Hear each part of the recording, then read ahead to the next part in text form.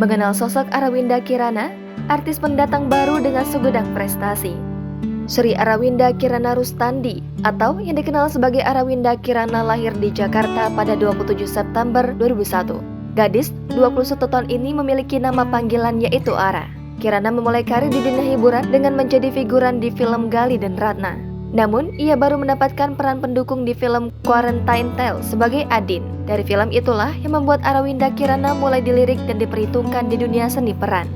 Lalu, dirinya sebagai seorang artis semakin bersinar kala berhasil membintangi film Yuni.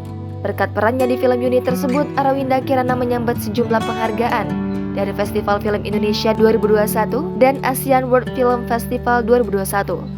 Kemudian dia pernah meraih penghargaan Red Sea International Film Festival 2021, Indonesian Film Critics Society 2021, Festival Film Tempo 2021, dan Piala Maya 2022. Kecintaan Arawinda terhadap dunia akting dibuktikan saat dirinya mengikuti screenwriting summer course di New York Film Academy selama 4 bulan.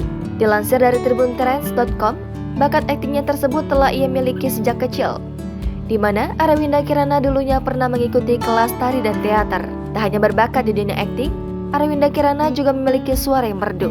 Terbukti saat ia berhasil mengeluarkan sejumlah lagu untuk serial musikal Nurbaya pada tahun 2021. Kini kabar terbarunya, nama Arawinda Kirana sempat trending karena dirinya dituding merebut suami orang.